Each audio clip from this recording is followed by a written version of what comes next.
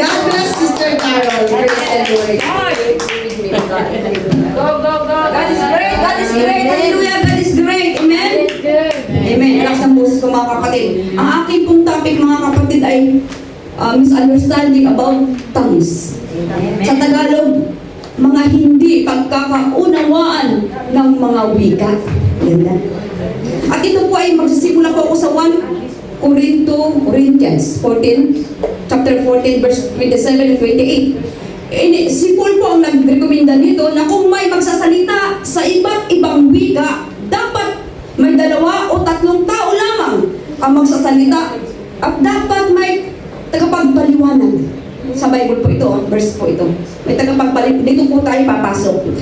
May magpapaliwanag ng mga nagsasalita ay dapat tumahimik upang maiwasan ang mga kaguluhan. Pag marami po ay hindi po maganda yung topic natin. Pag marami po ang nagtatangs, kailangan po 2 o 3 lang o may magpapaliwanag. O upang maiwasan ang kaguluhan. Ang layunin nito ay upang matiyak na ang bawat aspeto ng pagsamba ay maayos. Amen. At nakapagbibigay ng kapakinabangan sa lahat. Hindi lamang sa individual. Amen. Magbibigay po ako ng kunting paliwanag po dito sa verse na ito mga kapatid, na ang sinasabi po ni Paul na ang mga mag-speak in tongues dapat 2 o 3 lang. Sa akin pong nakita, mayroon pong sobra dito mga kapatid, pero sa ganang aking pong experience din po naman na ang speak in tongues po mga kapatid, hindi po siya sinasadya. That's right. Hindi po siya. Kahit magkaroon pa tayo dito ng 10 o 20 na nag-speak in tongues, kahit sinabi ito ni Paul mga kapatid, parang hindi pa natin pwede sabihin, o tumahimik kasi sa Ana. Sino bang pinakamalakas dito magsalita ng speak in tongues? Hindi natin pwede, Brother Leo, tumahimik ka. Dahil kung Holy Spirit ay nandito mga kapatid, ibubuhos niya ang sarili niyang power mga kapatid, na hindi lang ikaw dyan nagsasalita ng speak in tongues. Maaari kang sumigaw, maaari kang i-open mo lahat ng iyong puso sa Panginoon dahil ang power ng Holy Spirit hindi natin kayang kontrolin. Amen. Ang dating ng Holy Spirit mga kapatid, we cannot control mga kapatid. Amen? Katulad po, example ko na lang nang nag-prayer drive kami ni Pastor nung Friday ata yun. Tuesday. Mga kapatid, hindi niyo po ako naririnig na nag-speak in tongues na tuloy-tuloy. Hallelujah? Hindi niyo ako naririnig na nag-speak in tongues. Nag-speak in tongues ako dito, kaliit. Kaliit yan. Hindi ko naman pwedeng sabihin, Lord, ayoko magsalita dahil ito yung sinasabi ni Paul na 1 o 2 o 3 lang ang po pwedeng magsalita. Pero mga kapatid, kapag ang isang church ay punong-puno ng mga taong nagpapasting, punong-puno ng mga taong full of the Spirit of God, imposible na hindi mga kapatid magkakaroon ng power. That's right. Na sa pamamagitan ng mga speak in tongues, pwede nga mabuha ang building, o pwede mga tao dyan magsipagtumbahan. Kanya-kanya po kasi ng power ang Holy Spirit kapag siya dumating kay Sister Victoria, iba rin, kay Sister Sane, iba rin. Nung Friday po na nag-prayer drive kami ni Sister, ni Pastor tsaka ni Sister Victoria mga kapatid, nagsalita po ko, witness po si Pastor, nagsasalita po ko, tutuloy, pinipigil ko siya mga kapatid. Kasi alam mo bakit? Tayo na mga nagsa-speak in tongues na nakatanggap ng gift mga kapatid, we have to be careful kung ano ang speak in tongues, kung ano ang spirit na nasa atin. Amen. We have to be careful for that. Kasi ako, tinitingnan ko, Lord, what kind of spirit is this? Pero kapag tuloy-tuloy kasi siya mga kapatid, na hindi mo naman siya sinasadya, That's right. this is the Holy Ghost. Amen. Kasi nung nagsasalita, ang haba niya mga kapatid, nagdadrive ako, hindi ko siya pwedeng ihinto. Pero hindi niyo ako narinig dito na nagganon. Amen? Why? Kasi hiningi ko siya, Lord, magbibigay ako ng topic, Panginoon, ng misunderstanding ng Holy Spirit. I-feel mo ng Holy Spirit na ako mismo maka-experience what kind of spirit ang nasa akin. Kailangan din natin hihingi ito, Lord. Talaga man namang ang espiritu mo nasa akin. Habang kami po nag-speak in tongues, mga kapatid, kahaba-haba ng aming biyahe, mga kapatid, nandun yung speak in tongues na aking kong na hindi ko ako naririnig dito. Alam niyo mga kapatid, kahaba niya. Alam niyo, sabi ko, Lord, tunay ng Panginoon na nabuhay ka. At hindi natin pwede sabihin, lalo na kung mga bago dito, na darating, may mga bago tayong dumarating, mga kapatid. Pag narinig nila may nag-expect in tongues, may takot sila mga kapatid. May takot sila. Akala nila mga siraulo tayo na katulad noon na nasa Biblia na sinasabi. Mga kapatid, kapatid, kami din po sa dating church ko ay ano kami, Pentecostal. Nag-speaking tongues na talaga kami. Ngayon, nung binigay ni Pastor itong topic na ito, naalala ko yung aking mga ka-churchmate ko, mga kapatid. May nag-speak in tongues sa right side ko, dami namin, meron din dito. Ang speak in tongues from belly, yung speak in tongues, hindi magmumula dito. We deserve, madidiscern natin kapatid kung ang speak in tongues ni Sister Ana ay totoo. Madidiscern natin mga kapatid, ang speak in tongues ni Sister Victoria totoo. Kahit ako, madidiscern natin yan. Kapag tayo nasa spirit, kahit sino pa mag-speak in tongues dyan, madidiscern mo kung iyan ay nasa Panginoon. Amen. Kaya hindi na nila pwedeng sabihin, may church ako na pinuntahan mga kapatid, 1 month ako umatin sa kanila, hindi sila nag-aalaw ng speaking tongues at ako nag-speaking tongues after worship. Ako po lang pala mag-isa. And this is my experience, kaya ang ganda ng topic na ito mga kapatid, this understanding mga kapatid, nag-speaking tongues ako, bawal pala doon. At ang ingay-ingay ko pala. At disturbance sa kanila yun. So, hindi na ako nag-speaking tongues kasi daw, ang sabi daw nila, pinanindigan nila na isa o dalawa lang dapat at may interpretasyon doon. Mga kapatid, tayong lahat na mga nag-worship, tayong lahat na tumanggap sa Panginoon. Ang mga bagay na ito ay hindi sakop ng human mind natin. Amen. Ang mga bagay na ito, it is Spirit of the Lord. Pang-spiritual ito eh. Amen? Hindi ito pang katulad lang natin. Amen? Ibang klase ito mga kapatid. At sa kay Paul po naman mga kapatid na kanyang sinasabi na isa o dalawa, para sa akin mga kapatid, kahit madami pa ito mga kapatid. At dapat, tingnan natin, ano ba? Kanina may narinig po ako na malakas na speaking tongues, hindi ko alam kung si brother niyo, kasi lalaki po yun. Hindi niya pinigil. Sabi ko, Lord, nais ko makinig kung ano talaga meron, kasi itatapik eh. Hindi, mga kapatid, nagpaputol talaga ako. Hindi ako kumain na lang, bakit? Gusto ko si Lord, mag-uusap siya sa atin. Lord, gusto kong nais kong may marinig talaga, Lord, na talaga. Hindi niyo napansin kanina ang lakas-lakas. Hindi niyo kanina, hindi lang si brother Lino, halos kanina ang lakas-lakas. Nakadilat ako mga kapatid, bakit hindi ko tinitingnan kung sino malalakas mag-speak in tongues? Tinitingnan ko mga kapatid, ano ba ang charge na meron ito? Let the power of Holy Spirit to the power of God in this church. Kanina narinig ko na hindi kayo nagpigil ng inyong mga tongues, mga kapatid. So hindi, pag may mga dumating na mga tao dito, sasabihin nila sa atin na tayo mga nasisira ng ulo. No, I don't believe that. Kasi mga kapatid, experience ng bawat isa sa atin na meron tayong ganun. Experience ng bawat isa sa atin, how powerful He is. The gift of God sa atin. Gift ito na napakaganda. Kung sino man sa atin mga kapatid ang wala pang gift nito, i-design niyo po. Kasi ako, dinesign ko.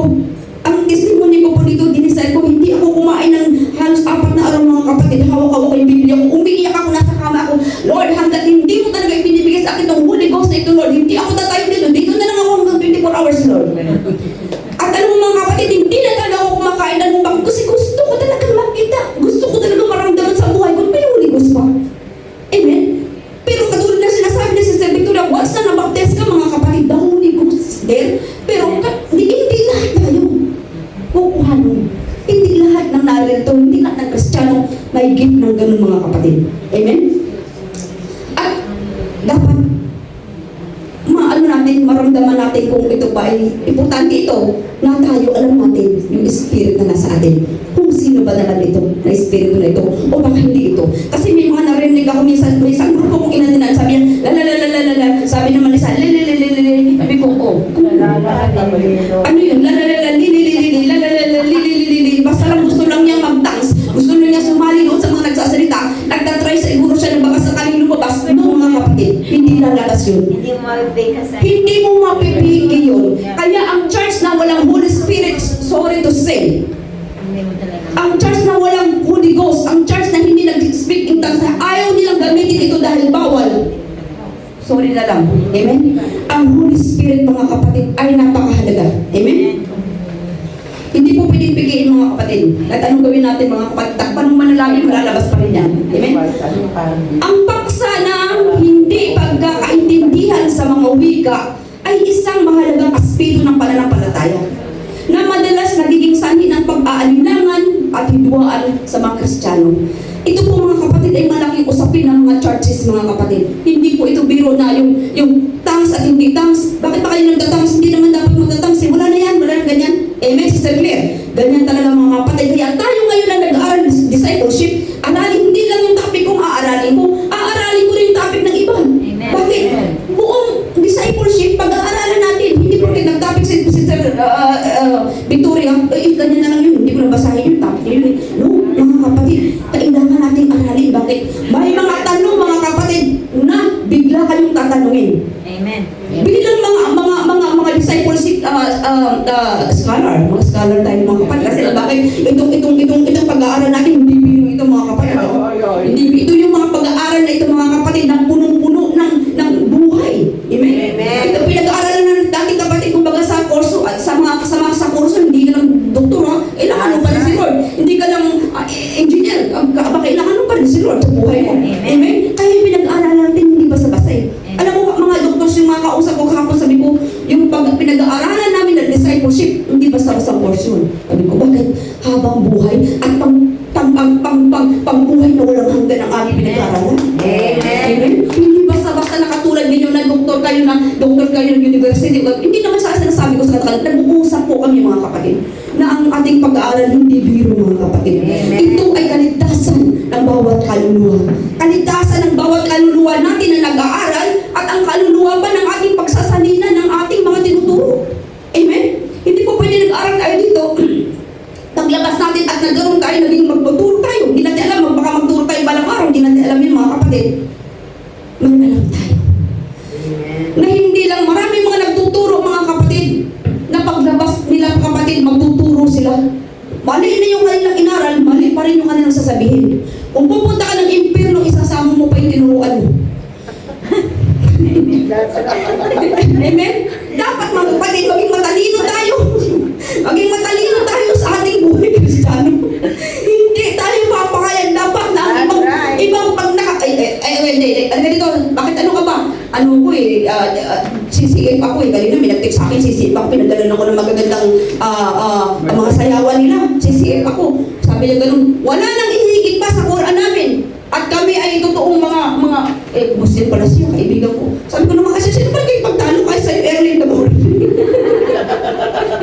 Gusto kong mati sa church nyo. Sabi ko sa kanya, mag 1-in-1 tayo ng Bible study. Dalhin mo yung Quran mo, dadali ko yung Bible ko. Sabi ko, kami saan ba yung Joel 22? Joel 22. Hinamon ako mga kapatid.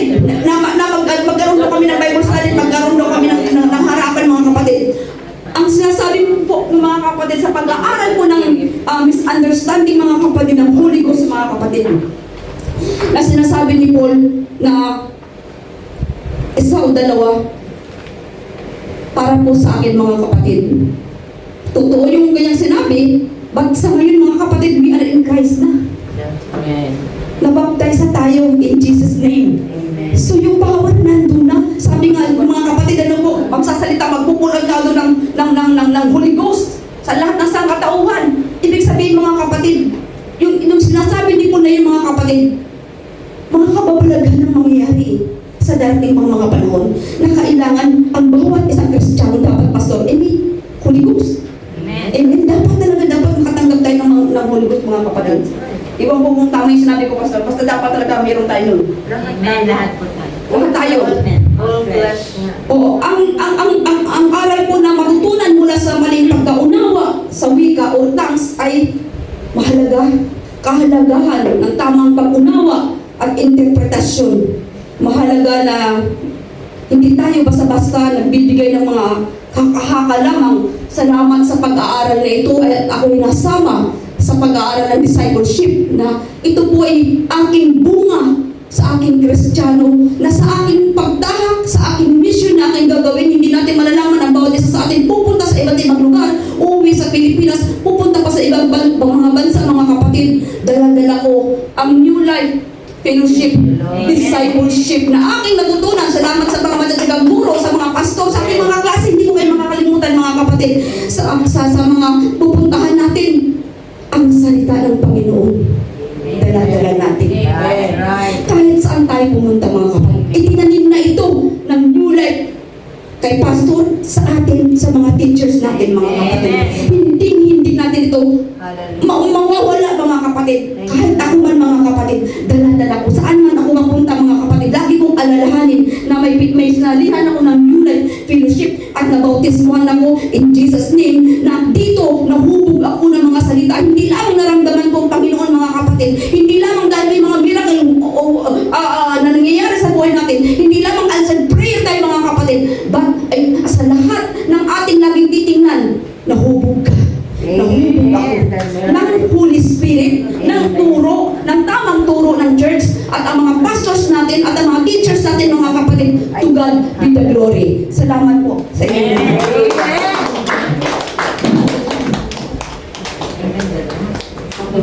God